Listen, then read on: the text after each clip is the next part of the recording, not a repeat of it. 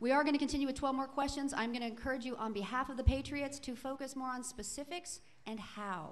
We as Patriots, we're good with rhetoric, but we want to know the guts. Give us the details. So moving on to question number 2, and we'll be starting with Mr. Baker. The entitlement programs, Social Security, Medicare, and Medicaid, will be bankrupt in the near future.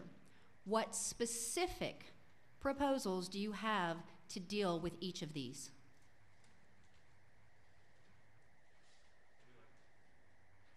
Make sure it's on. I do like to stand up just so I can see everybody. Thank you. I like this question. There are some great proposals on the board. One of the things that it actually just came out last week, and it contains a lot of the things that I've been talking about for a couple of months. Paul Ryan's Roadmap for America's Future 2.0, excellent plan. Privatizing Medicare through a voucher system. We're going to keep the existing we have to keep the existing program for people 55 and older. They were promised those benefits. They paid into the system. There's no time for them to invest in retirement systems and healthcare systems. You want to talk about death panels? That is a death sentence for millions of Americans. We have to fund that for the people 55 and older. 55 and younger, we start with voucher systems, shifting to a voucher system where you purchase your own health care. It's privatized. Social Security, 50%. We start with 50%, 55 and under. You can take 50%. You can opt in, and you take 50%, and you invest it. You choose how it's invested. The government then makes up the difference if it falls short of what you would normally get. That means 50% of your entitlement is invested by you. You control it. It's your money. The government can never touch it again. If you come up 25% short of what you would normally get by paying into the system the whole time, the government makes up 25%. If you make 150%, you keep it. It's yours. It's your investment. We need to transition, phase in a system like that. So over the next 25 years, we can phase out so many of these entitlement programs and make them fiscally responsible because they're breaking us right now. They're poised to take over much more than half our budget. This year alone was the first year that Social Security gave out more than it took in. Thank you.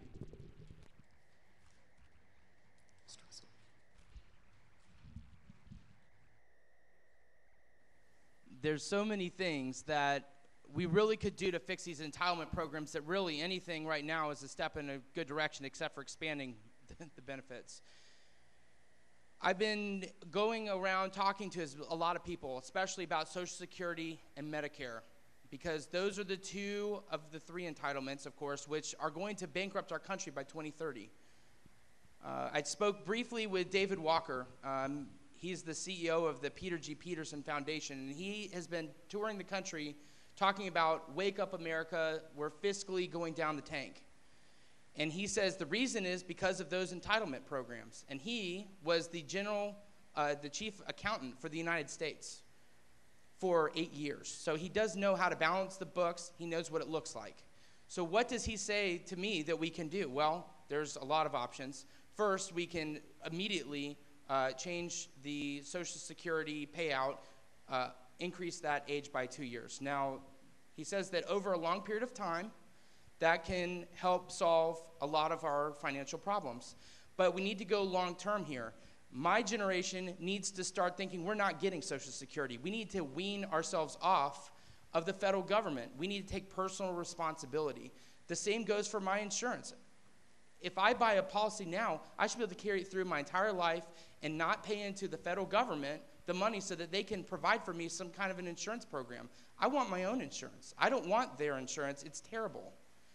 I can do better by myself, and I'm a big proponent of just making everything as private as possible. I do have several ideas that I'm bringing up in my blogs on my webpage, and I don't have time to talk about everything, but we need to get back to privatized. We need to get back to the free markets and let the people be responsible for their own items. I'm going to stand instead of sit because I'm a little short, so I want to make sure y'all can see me. How do we address these entitlement issues? Well, I'm 31 years old.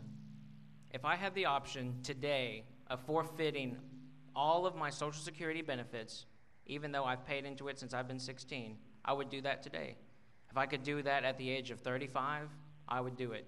If I could do it at the age of 40, I would do that. But see, that's the problem, is that we do not have these options. I believe that we need to fulfill our obligations to our parents, to our grandparents, to the seniors. We've already made that commitment, and we need to bite the bullet and do that. I'm willing to do that. I know that I will not have Social Security when I'm older. But the younger workers do need an opportunity to retire. And those are the types of options we need to present to them. Perhaps they can pay up to their 30 or 35 and then cut or freeze their benefits at that level and then allow them to save a portion of that money for their retirement. It has to be step by step and incremental, and it will take a generation or two in order to get ourselves off of relying on the government for retirement and for Social Security. That is my proposal. But you've got to have people that are willing to make these options available. Because I know there are a lot of people out there, my age, maybe a little older, who would say, if I could get off Social Security, whatever I've paid into it is the government's, and I will save from here forward. I know a lot of people would do that. And those are the types of solutions that we need to have. But the problem is that nobody is making these proposals. And that's my proposal. Thank you. Just a second.